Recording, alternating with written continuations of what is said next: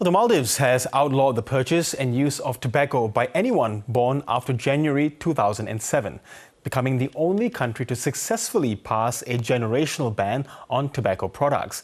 And tourists won't be exempt. Anyone visiting the country born after the cutoff won't be able to buy or smoke cigarettes either. Professor Coral Gartner is the director of the NHMRC Centre of Research Excellence on Achieving the Tobacco Endgame at the University of Queensland and joins me now. Coral, good to have you with us today. Firstly, what do you make of such a policy? Do you believe it will stop an entire generation of Maldivians from A, taking up smoking to begin with and just continuing not to smoke throughout their lifetimes? So this is a policy that's been under consideration by a few countries previously, and even in Australia we have had also attempts to bring in this policy in some states. So Tasmania actually was looking at bringing in this policy a few years ago. It didn't get up, but it does show that there's quite some interest in it. But the Maldives are definitely the first country to implement it on a whole national basis. Yes, do you believe it is more or less easy for the Maldives to enforce this law in a country with a very small population, 500,000, but spread across a lot of islands, but with one main island? Do you believe it's achievable? Yeah, so on its own, it may not be enough to get them there to, really support people to quit smoking and to stop people from taking it up. So the country really should be looking at bringing in a range of measures. So New Zealand was the other country that was looking at bringing this in on a national basis. And they were bringing it in as a package of measures. So there was the tobacco-free generation policy, which this one is, as well as reducing the number of retailers that are selling tobacco products. And that really helps to secure the supply chain. And also the other policy that New Zealand was going to bring in was a very low nicotine content standard for tobacco products, which would make cigarettes far less addictive and easier to stop using. So it's that range of those measures, as well as increased quit support and community action grants were also going to be given out in New Zealand that really would have propelled that country much faster towards a tobacco endgame, which is where we see smoking reduced very rapidly to very low levels.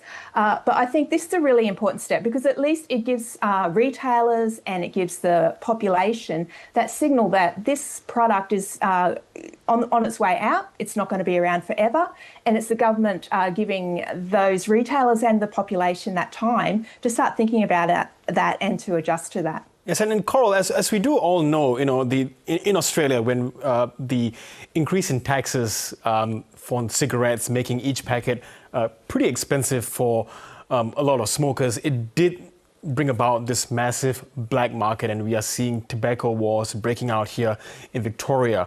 Might the Maldives as well be prone to the growth of a black market? I think what we found with the Australian situation, it's really shown how you have to have a very tight control over the retailing sector.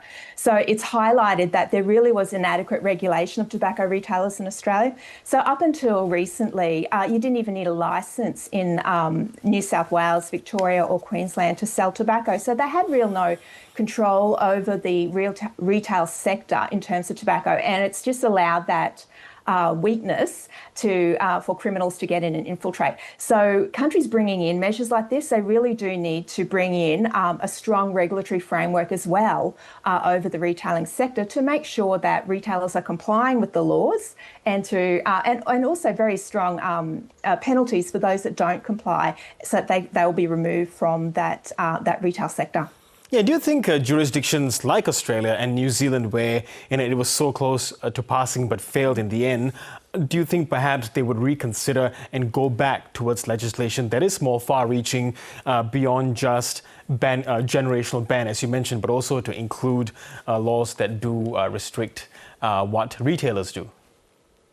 Yeah, look, I actually think it's inevitable. So tobacco cigarettes, they're just far too harmful and addictive to be left on the market. You know, no one wants their children or their grandchildren to take up smoking of any age. It's really not a product that is suitable as a consumer product in modern standards of consumer product safety.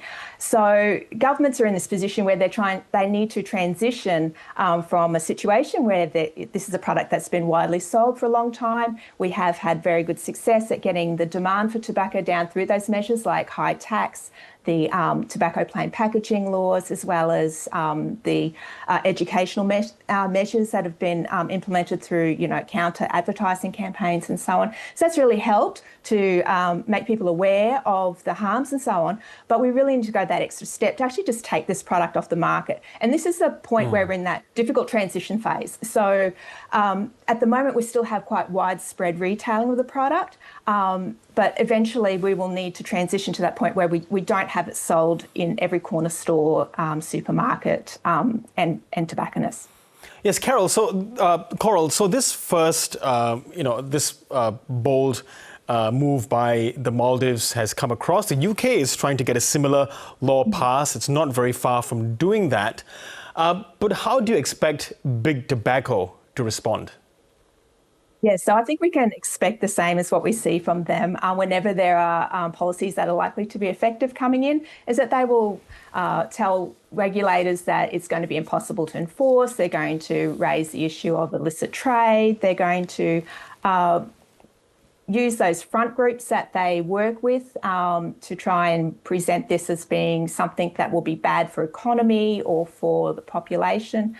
But again, I bring it back to, you know, this really isn't a product that is suitable in modern society, and no one wants their children taking up smoking. It's not something that is really should have a future in our country moving forward and in other countries. And this is why countries like the UK are moving forward. Also, there's the Framework Convention on Tobacco Control, World Health Organisation treaty that Australia and the UK and many other countries are a party to. And part of that treaty is to move towards a tobacco-free society. And at the parties of that treaty will be meeting in Geneva just next month, just in a few weeks' time. And these sorts of measures, like the tobacco-free generation measure, are going to be on the agenda there to discuss. So I think that, as you mentioned, countries will be looking at this sort of measure, but also those other measures like reducing the number of retailers and also reducing the addictiveness of tobacco products as well. It will be interesting to see how this progresses. Professor Coral Gartner, I really appreciate your insights into this. Thank you so much. Thank you for your time.